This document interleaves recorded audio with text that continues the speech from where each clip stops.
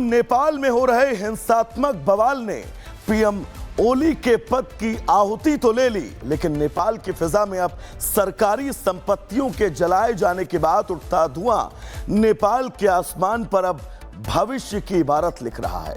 युवाओं का प्रदर्शन नेपाल की गद्दी पर नएपन से पहले अब खून मांग रहा है। पूरी दुनिया ने बांग्लादेश, पाकिस्तान और अब नेपाल में बदलाव की आग को देखा है।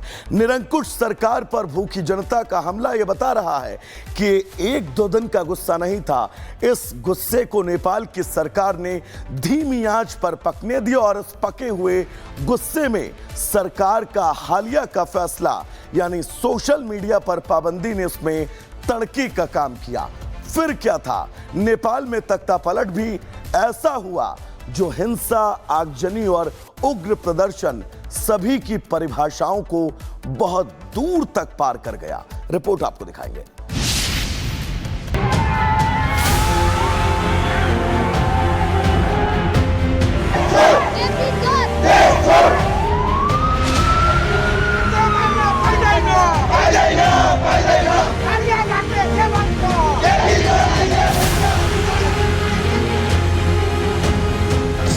क्या अब लोकतंत्रों का भविष्य सड़कों पर अराजकता से तय होगा?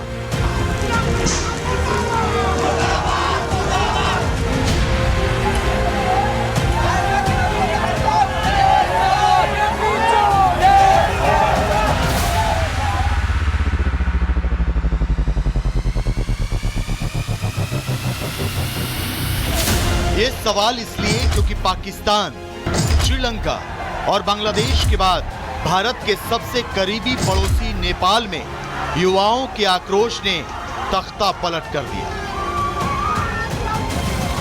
पूरे देश को हिंसा की आग में झोंक दिया और इस घटना को हल्के में नहीं लिया जा सकता, क्योंकि ये पैटर्न पाकिस्तान, श्रीलंका और बांग्लादेश वाला है।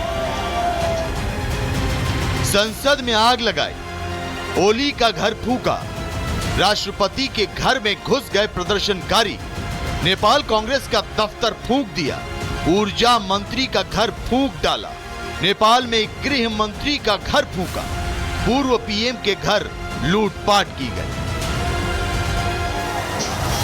युवा क्रांति ने नेपाल की सत्ता को हिलाकर रख दिया।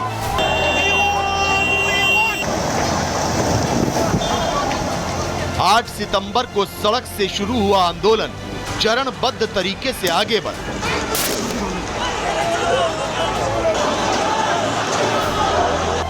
तो 9 सितंबर को हिमालय की गोद में बसे नेपाल का कोना कोना जर्रा जर्रा आग की लपटों में घिर गया। सोशल मीडिया ऐप्स पर बैन लगाने के खिलाफ शुरू हुआ आंदोलन देखते ही देखते सत्ता के शीर्ष को उखाड़ फेंकने के संघर्ष में तब्दील हो गया। एक एक कर केपी शर्मा ओली के मंत्रियों के घर फूके जाने लगे। ओली का निजी घर भी फूंक दिया गया।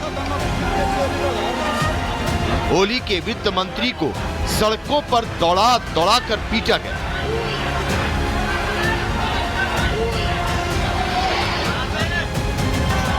नेपाल के राष्ट्रपति का घर भी आग के हवाले कर दिया गया। पुलिस के हथियार छीनकर प्रदर्शनकारियों ने उसे लहराया। प्रदर्शनकारियों ने अपनी मंशा जाहिर कर दी कि वो क्या चाहते हैं। वर्तमान सरकार को उखाड़ फेंकने की मुनादी कर दी गई थी। आंदोलनकारियों ने साफ कर दिया कि वो ओली सरकार को हटाना चाहते हैं। वो एक ऐसी अंतरिम सरकार बनाना चाहते हैं जिसकी कमान युवाओं के हाथों में। अब स्टूडेंट को ऐसे तरीके से मारेंगे तो कौन सा देश चलेगा? ये सब बहुत क्रूरल देश जैसा हो गया, क्रूरल शासन हो गया है। ये तो गोली का शासन ऐसा नहीं चलता है, कोई देश में ऐसा नहीं चलता है। ये एशिया में ऐसा कम्युनिस्ट शासन आता है, इतना छोटे देश में तो कैसे चलेगा? कभी भी ऐसा नहीं चल रहा है। गोली मारने का एक तरीका होता है ना, गोर में मार के उसे घायल कर देने का, पर वैसा नहीं किया उसने सीधा यहाँ पर मारा है, यहाँ पर मारा है, डायरेक्ट वो मर गया है। और ये सरकार जो हुआ है ना, ये इतना कुछ ये सोशल बैंडिंग के लेके नहीं हुआ है। हम लोगों को चाहिए यूथ लीडर चाहिए। अब युवा आंदोलनकारियों से संवाद स्थापित करने की कवायद कर रहे केपी शर्मा ओली समझ गए कि मामला अब हाथ से निकल चुका है, लिहाजा उन्हें हथियार डालना पड़ा और कुर्सी छोड़कर भागना पड़ा। ओली भाग्यो, ये ओली गेलेको प्रगाइस, ये खाते। नेपाल में संग्राम शुरू होने के करीब 24 घंटे के अंदर ही केपी शर्मा ओली ने इस्तीफा दे दिया। नेपाल के राष्ट्रपति रामचंद्र पौडेल ने ओली का इस्तीफा मंजूर करने का ऐलान भी कर दिया।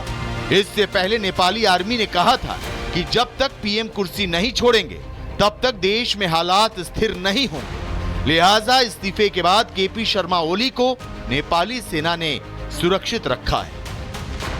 केपी शर्मा ओली के राजनीतिक भविष्य क्या हो सकता है? केपी शर्मा ओली का इस समय कोई राजनीतिक भविष्य नहीं है। पहले तो वो अपनी जान बचाएं। अगर कोई अंतरिम सरकार गठित होती है वो क्या फैसला करती है, क्योंकि दुर्भाग्य से जो कुछ बांग्लादेश में हुआ, श्रीलंका में हुआ, इसके पहले पाकिस्तान में होता रहा है, उसी तरह की राजनीति आंदोलन नेपाल में दिख रहा है। गौर करने वाली बात यह कि नेपाल के प्रधानमंत्री केपी शर्मा ओली का इस्तीफा ठीक उसी तरह हुआ जिस तरह बांग्लादेश की पूर्व प्रधानमंत्री शेख हसीना का हुआ था। बांग्लादेश में भी हिंसक आंदोलन हुआ। शेख हसीना के खिलाफ लोग सड़कों पर उतर आए, जिसके बाद सेना ने शेख हसीना से इस्तीफा दिलवाया और उन्हें देश से सुरक्षित बाहर जाने दिया। ठीक उसी तरह नेपाली पीएम केपी शर्मा ओली को इस्तीफा देना पड़ा है। लेकिन सवाल यह है कि क्या ओली को भी हसीना की तरह देश छोड़कर जाना पड़ेगा, और अगर ऐसा हुआ तो ओली किस देश में शरण लेंगे? नेपाल में राजशाही के खिलाफ हुए जिस आंदोलन में ओली ने अहम किरदार अदा किया था, ठीक उसी तरह के एक आंदोलन ने उन्हें कुर्सी से हटने पर मजबूर कर दिया। केपी शर्मा ओली पहली बार अक्टूबर 2015 में नेपाल के पीएम बने थे। बतौर पीएम उनका ये कार्यकाल जुलाई 2016 तक ही चला। दूसरी बार ओली ने फरवरी 2018 में मिली जुली सरकार बनाई, लेकिन उनकी ये सरकार भी 5 मई 2021 में गिर गई। हालांकि ओली 13 मई को विश्वास मत हासिल कर फिर से पीएम बन गए। इसके बाद नेपाल में साल 2022 में चुनाव हुए, जिसमें ओली की कम्युनिस्ट पार्टी ऑफ नेपाल को बहुमत नहीं मिला, लेकिन जोड़ तोड़ के जरिए जुलाई 2024 में वो फिर से पीएम बन गए।